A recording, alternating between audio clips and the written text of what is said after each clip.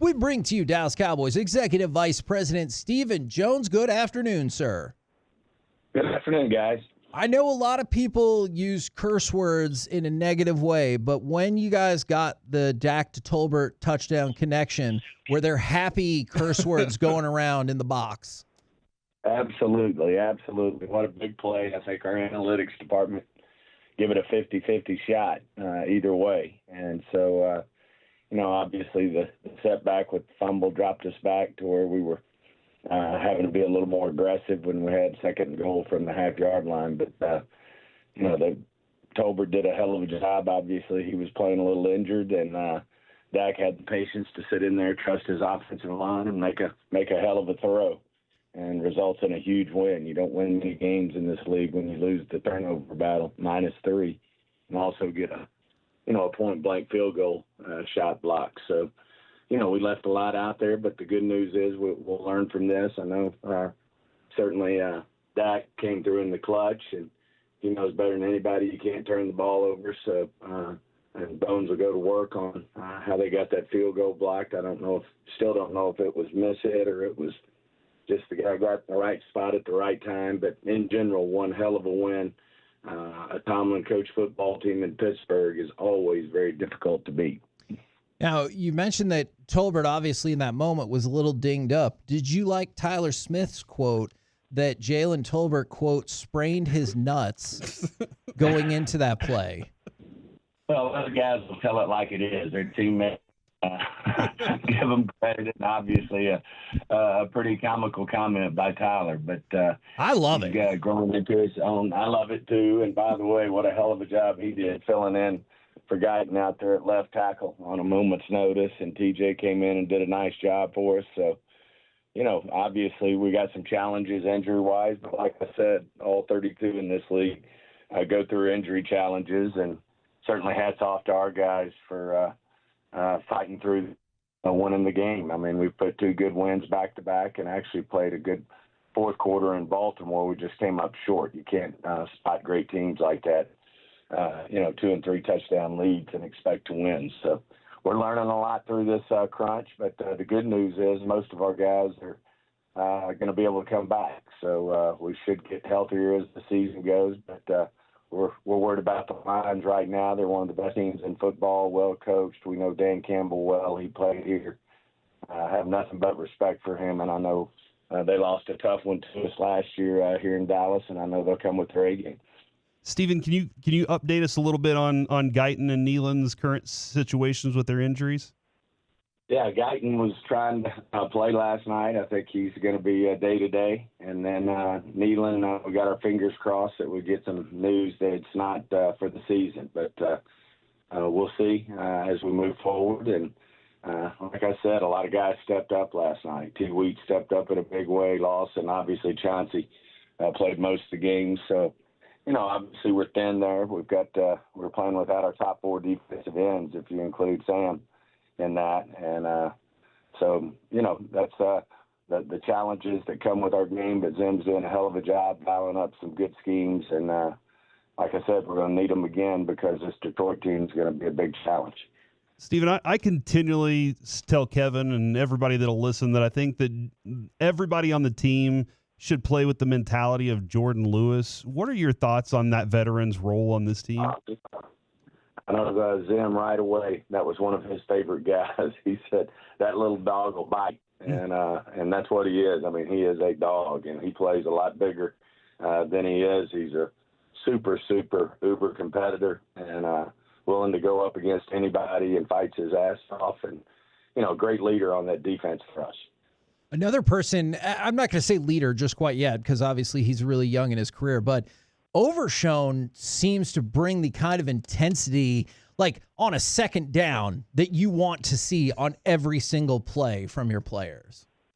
Yeah, I just love his play style. I love the way he plays. I mean, he's shot out of a cannon. He's got some freaky type speed. Not comparing him to Micah because they play different spots. But he's got the same kind of juice going sideline to sideline. Really setting a tone on our defense. I think his future's all up and is going to be a great player for us in this defense. The other one who plays with the right play style is Marist. And he's out there trying to make things happen and playing very physical, and he's just a rookie, but certainly love the way he's playing the game as well. We talked a little with Jerry on Friday about this, and I was kind of curious on your thoughts as well. I mentioned the term soft rebuild, and kind of asked, and I'm asking you too, is that kind of we have to deal with some of the rookie mistakes, some of these younger players still learning on the fly while also trying to be competitive? Would you say that's fair? Well, I wouldn't call it necessarily rebuild. I call it a light rebuild. I call it just recalibrate. Young guys, all they do is get better. I know Tyler Smith first year, he was, had a lot of growing pains. We still had a great team, and he's really grown into something, grown into one of the best offensive linemen in the league in a hurry, and I expect our two young guys, Guyton and BB, to do the same. There's going to be growing pains, but they're only going to get better. And, of course, Guyton's been going against the best of the best. When you're going against some of the defensive ends he's gone against week in and week out to start the season, you got to get sharp in a hurry, and he understands that, and I think he's just going to continue to grow. The other thing, how would you describe the Cowboys' running game at this point? I just think it's I thought last night we started off slow.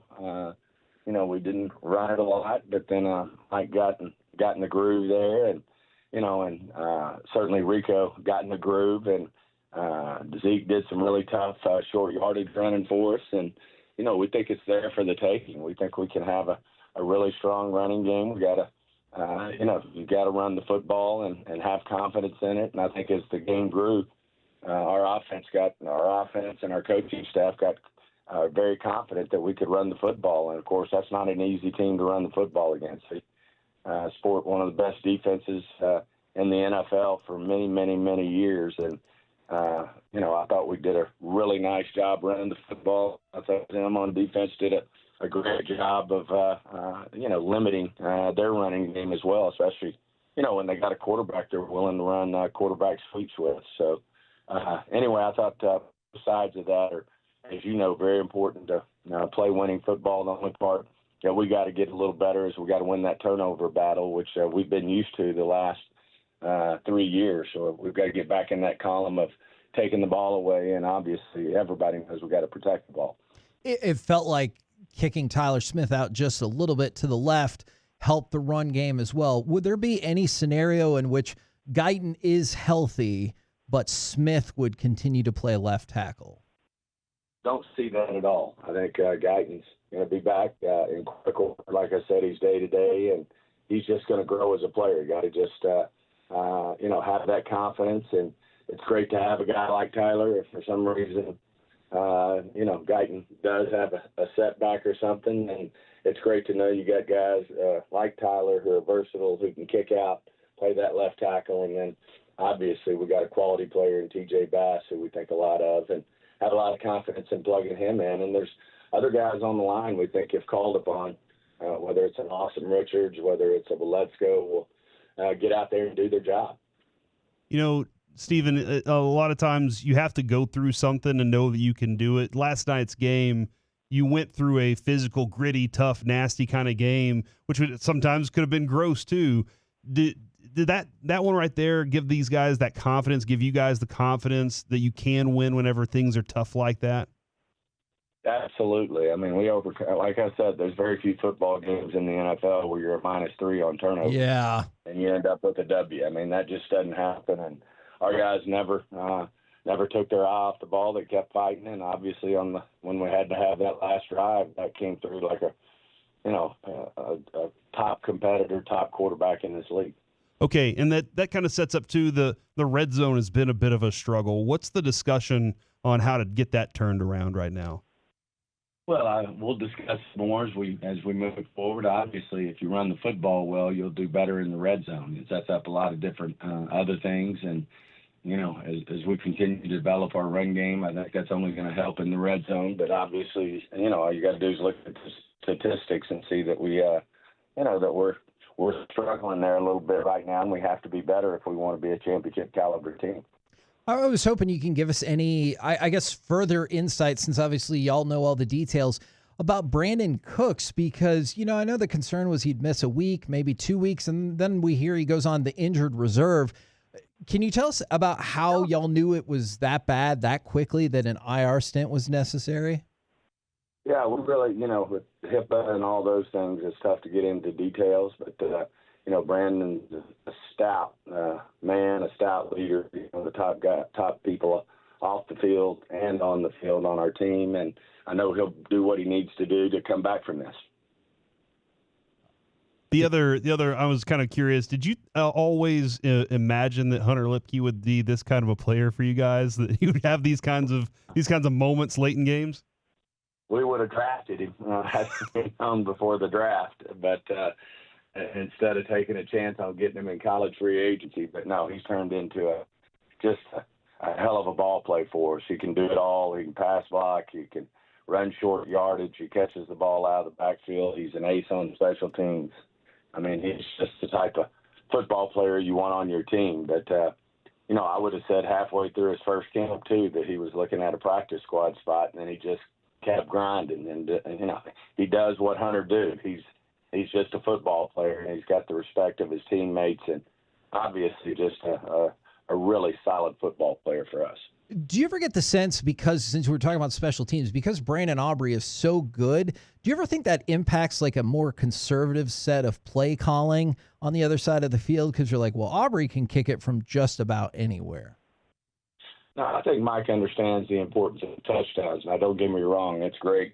If you're in third and long, to be a little more conservative on the play call and don't do something where you create a turnover or something like that, knowing that once you cross that 50, you're in Aubrey's range. But, it's a great weapon to have.